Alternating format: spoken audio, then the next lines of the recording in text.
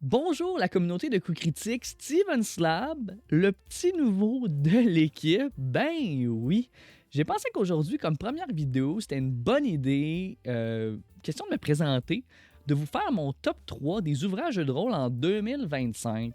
Puis quand je dis me présenter, mais c'est aussi un peu apprendre à connaître la communauté de coups critiques, puisque je vous invite, suite à l'écoute de cette vidéo, de commenter avec peut-être votre top 3 des ouvrages en 2025 ou commenter mes recommandations si jamais vous les avez essayés ou vous êtes curieux ou curieuse de certaines mécaniques. Ça va me faire plaisir de vous répondre sincèrement, vraiment. Donc sans plus tarder, on se lance pour mon top 3 ouvrages de rôle 2025. Numéro 3, Let's Go to Roomino. À vrai dire, c'est le jeu de rôle Explore Rooms. C'est un jeu de rôle, je dirais, tous âges. Vraiment, c'est par Eric Oakland, c'est indépendant complètement. C'était sur Kickstarter en février 2025 et ce qui est venu me chercher tout de suite au départ quand j'ai vu ça, c'est que c'est un jeu qui est axé surtout à la base pour les enfants. Moi, ça donne que j'ai une petite fille de 3 ans et demi à la maison. Donc pour moi, c'était le jeu que j'ai joué le plus en 2025 avec ma famille. Je vous lis la description et ensuite on en parle. Un dungeon crawler en guimauve, une aventure de pièce en pièce à travers un labyrinthe infini de salles pour des joueuses et des joueurs de tous âges. Et c'est vraiment ça. Explore Rooms, en fait, c'est avec un meneur de jeu, souvent c'est l'adulte, on ouvre des portes. Et c'est vraiment, on est dans l'imaginaire, et c'est là que aussi l'imaginaire des enfants peut vraiment nous surprendre. Là. Ça, je vous avertis tout de suite, si vous avez à jouer avec des enfants, ça peut partir dans toutes les directions, mais c'est ce qu'on aime. Donc, on ouvre une porte et de l'autre côté de la porte, eh bien, on crée complètement un univers avec une petite quête, un petit quelque chose à faire, un contexte et à la fin, il y a un trésor, quelque chose qu'on peut ramasser avec nous et on passe ensuite à la prochaine porte. Donc, on ouvre des portes. Ma fille a dit, on joue au jeu des portes. C'est vraiment ça. Donc, on ouvre une porte et là, on décrit la pièce aux personnes qui jouent avec nous.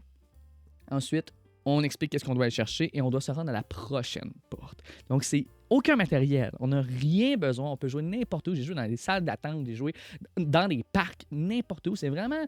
Si vous cherchez un jeu de rôle pour des tout-petits, mais aussi, je vais vous l'avouer, ça peut être aussi un jeu de rôle de fin de soirée, là, avec des amis un peu éméchés. Ça peut être vraiment, vraiment intéressant si on est dedans puis ensemble, on embarque. C'est vraiment de créer un imaginaire commun puis de s'amuser dans cette salle-là, finalement. Puis Let's Go to Roomino, c'est comme un peu un settings, donc une espèce des idées, des propositions de salles qu'on peut utiliser. Donc, c'est vraiment clé en main. On a des petits cartons qu'on peut faire imprimer, ou on peut acheter le petit zine en ligne. Et avec ces salles-là, eh bien, c'est là qu'on a plein d'idées, une proposition du contexte, de l'objet à aller chercher, puis parfois des petites récompenses. D'ailleurs, aussi, en partant au départ avec les enfants, il faut déterminer qu'est-ce qu'on apporte avec nous. Puis là, pour vrai, c'est vraiment drôle. Parfois, on peut littéralement aller chercher des objets dans la maison, mais on peut aussi s'en inventer, puis venir avec ces objets-là, pouvoir les utiliser de façon concrète dans les salles où est-ce qu'on est. Donc vraiment, on explore. On explore, puis je vous invite, si vous n'avez jamais essayé ce type de jeu de rôle-là, vous avez le goût de jouer avec des enfants, vous cherchez des jeux de rôle qui sont accessibles. Même pour vrai, justement, ma fille a 3 ans, même je pense qu'elle avait même pas encore 3 ans, puis on a réussi à jouer ensemble un jeu de rôle, puis moi, ça m'a tellement fait du bien, étant passionné de jeux de rôle, de pouvoir dire « Hey, je peux déjà jouer avec ma fille ». Donc je vous invite, si vous avez le goût, d'aller là-dessus. C'était mon numéro 3, Let's Go to Roomino, Explore Rooms de Eric Oakland. Numéro 2 de Between, c'est en fait l'extension qui est Shadow Society. C'est de la compagnie de Gauntlet, Jason Cordova, une fois de plus. D'ailleurs, c'était sur Kickstarter en novembre 2024. Donc, je triche un peu avec mes ouvrages 2025, mais il faut comprendre que le matériel a été disponible depuis, là, donc en 2025, après le Kickstarter. D'ailleurs, les livres sont toujours pas... j'ai toujours pas reçu ma copie physique de ce jeu, de cette extension, mais aussi finalement de Between, qui était un jeu qui était complet, qu'on pouvait retrouver en ligne sur les plateformes, mais qui n'avait jamais été vraiment publié en version physique. Donc là, c'est le cas. Et d'ailleurs, si jamais Jason Cordova ou The Gauntlet résonne un peu, ça sonne quelque chose dans votre tête, c'est parce que c'est aussi le même auteur, finalement, de Brindlewood Bay. Le jeu avec les grands-mères qui font des investigations. D'ailleurs aussi avec un autre qui était sorti en 2024, là, donc l'extension avec différents mystères supplémentaires. J'adore la mécanique de Brindlewood Bay qui est repris dans The Between. Mais juste avant que je vous explique un peu plus, je vous lis la description de l'extension et du jeu The Between. The Between est un jeu de rôle sur table qui met en scène des chasseurs de monstres dans le Londres de l'époque victorienne. Il s'inspire de la série télévisée Penny Dreadful, des grands classiques de l'horreur britannique et de la littérature pulp. Son système de règles est basé sur le jeu Brindlewood Bay que je viens tout juste de vous parler. En fait, ce qui est vraiment, pour moi, ce qui m'accroche de cette mécanique-là, qui est plaisante, c'est vraiment l'idée qu'on est en co-construction de l'univers. Que ça, on arrive dans une salle, et bien on demande aux personnes qui jouent, le meneur de jeu, dans mon cas, c'était moi souvent. Donc, on pose des questions aux joueurs et aux joueuses et ils nous répondent sur quel est finalement le décor, les éléments spécifiques des salles et des lieux qu'on fréquente par leurs personnages. Finalement, dans ce cas-là, d'enquêteurs, enquêtrices. D'ailleurs, il y a des classes de personnages, on a vraiment des couleurs vraiment éclatées, on est dans quelque chose de sombre, un peu mystérieux. Je vous laisse vraiment les fouiner là-dessus parce que c'est vraiment bien rempli. Et avec justement l'expansion là, qui est Shadow Society, il y a même une autre expansion aussi pour des missions. On a du matériel à la tonne pour créer des univers vraiment intéressants. L'idée aussi des scènes qui sont décrites sur l'univers, mais qui n'ont aucun impact sur la mission qu'on est en train de faire, simplement pour créer l'espèce de chaleur, mais aussi de contexte qui est plus clair, qui est plus vivant pour les joueurs et les joueurs qui sont dans cet univers-là, de ce Londres à l'époque victorienne. Il y a vraiment plein de petites mécaniques vraiment intéressantes. J'aime l'idée aussi qu'il n'y a pas de réponse claire au mystère. Tu sais, même pour le maître de jeu, on ne sait pas comment, on ne sait pas c'est qui la personne qui a finalement commis le meurtre, par exemple. C'est jamais clairement dit dans le livre, dans les missions qui sont lancées. C'est vraiment par l'idée de donner des indices aux joueurs et aux joueuses qu'on finit par trouver. On finit par avoir une espèce d'hypothèse. Et là, on brasse les dés pour savoir si l'hypothèse qui a été proposée par les gens autour de la table est finalement ce qui est réellement arrivé. Donc, même pour nous, quand on va rouler une partie de Between, on ne sait pas comment ça va se terminer. Donc, il y a plein de surprises, même pour nous, qui sont les meneurs de jeu. Qui, moi, ça me fait triper parce que j'aime improviser. J'aime aussi moi-même me faire surprendre quand je mène une partie là, de cette façon-là.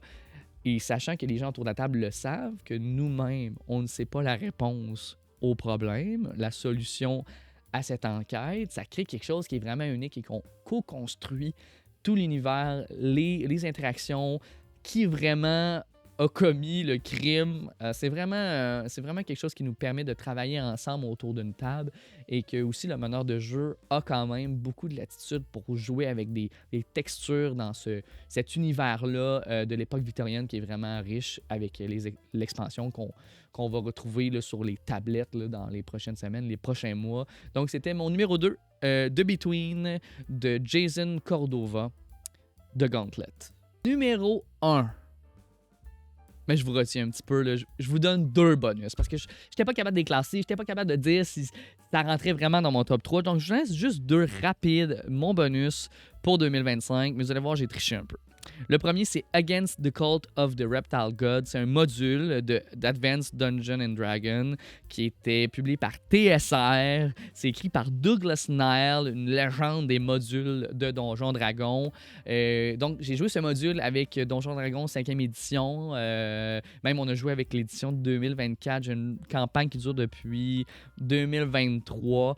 Et j'ai intégré ce module-là dans ma campagne et j'ai vraiment adoré. J'en avais entendu parler. C'est un classique des modules de Donjons Dragons.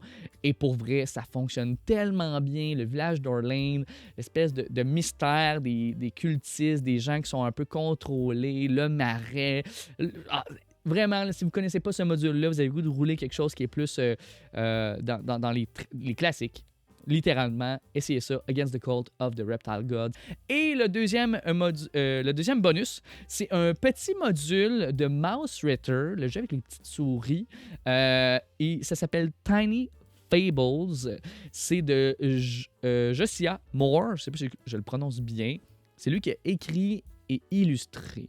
C'est sorti en mars 2025, donc là-dessus, je suis correct pour 2025. C'est indépendant, c'est un petit zine. Et ce qui est magnifique, c'est les illustrations. C'est l'idée que ce soit basé sur des contes merveilleux. Donc, c'est tout un petit bac à sable, finalement, qu'on peut jouer autour. Et on peut avoir plein de petits éléments des contes classiques qu'on connaît. Des fables même, c'est vraiment efficace, c'est super beau. Je ne l'ai pas roulé encore, j'ai vraiment hâte de le rouler. J'espère le rouler en 2026, là, du moins des morceaux de ce module de Monster Eater, mais vraiment, là, c'est beau, c'est efficace, c'est bien fait. Vraiment, la mise en page, c'est parfait. Tiny Fables de Joshua Moore. Et mon numéro 1 des ouvrages jeux de rôle en 2025, c'est un hack de Kids on Bike. Ça a été lancé par la chaîne, ou je sais pas si on peut appeler ça une chaîne YouTube, ou un empire qui est Dimension 20, Never Stop Blowing Up. OK, ça semble à rien comme ça. C'est Brandon Lee Mulligan, qui est un maître de jeu, je dirais, très connu, qui est, ma foi, d'une efficacité légendaire, un maître de jeu qui est exceptionnel, qui justement, il va parfois faire des petites interventions avec Critical Role ou même d'autres chaînes de jeux de rôle un peu partout, mais c'est vraiment avec Dimension 20. C'était une saison complète qui était du même titre, Never Stop Blowing Up, et finalement, ils ont décidé de sortir ce petit hack-là, donc ces petits règlements bonifiés de Kids on Bike ou Kids on Broom, que peut-être certains connaissent déjà. Donc, je vous lis rapidement la description. Never Stop Blowing Up est un jeu de rôle sur table survolté dans un monde chaotique de films d'action façon années 80 de style Die Hard ou Rapide et dangereux, Fast and Furious. Le système, qui est un hack de Kids on Bike, se distingue par une mécanique de dés unique dite Blowing Up. Et c'est là que c'est vraiment intéressant. Les caractéristiques augmentent littéralement avec la réussite à son maximum, ainsi que par des scènes d'action délirantes inspirées des films d'action complètement extrêmes. C'est éclaté, c'est intense, c'est juste du gros plaisir. La mécanique de blowing up, c'est finalement quand on atteint le chiffre maximum sur notre dé de notre caractéristique, on augmente, et là c'est une chaîne de dés au dé supplémentaire. On a un D6, on lance, on a un 6, blow up, t'as 6, et là, tu peux lancer un D8. Tu lances ton D8 et tu additionnes le montant de ton D8 sur ton D6. Donc, au départ, les personnages sont plutôt faibles dans toutes les caractéristiques, mais plus que ça avance, plus que les mini-campagnes, je pense que c'est vraiment un système de jeu qui est plus adapté pour des mini-campagnes ou des one-shots, justement, des parties d'une soirée. Et on peut vraiment aller dans des extrêmes. Moi, j'avais le goût de rouler quelque chose. Et là, je m'excuse pour peut-être nos auditeurs, auditrices d'Europe, là, mais le film Nitro, pour les gens du Québec, là, avec Guillaume Lemaitre-Vierge, c'est comme l'espèce de rapide et dangereux, de piètre qualité du Québec, on va le dire honnêtement, mais j'ai joué dans cette espèce d'univers-là avec deux amis, et là, le fait de blowing up au bon moment, on va dans des affaires qui se peuvent pas, des hélicoptères. Il y a un moment donné un combat qui avait un des personnages qui tenait une hélice de l'hélicoptère qui tournait, qui s'est fait lancer sur le méchant de l'histoire.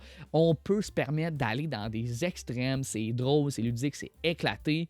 D'ailleurs, j'aimerais bien ça rouler une mini-campagne de Never Stop Blowing Up sur la chaîne de Coup Critique. Qui sait, ça viendra peut-être. On verra. Mais c'est vraiment mon top 1 de l'année. J'ai tellement ri, j'ai tellement eu de gros plaisir avec ça.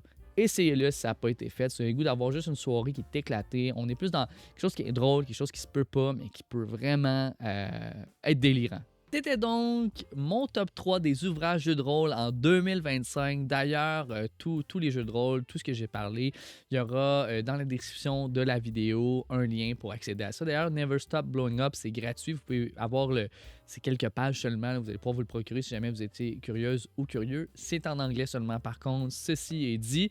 Sinon, comme j'ai dit au début de la vidéo, n'hésitez pas à commenter votre top 3, commenter sur mes suggestions, ça va me faire plaisir de vous lire, de répondre.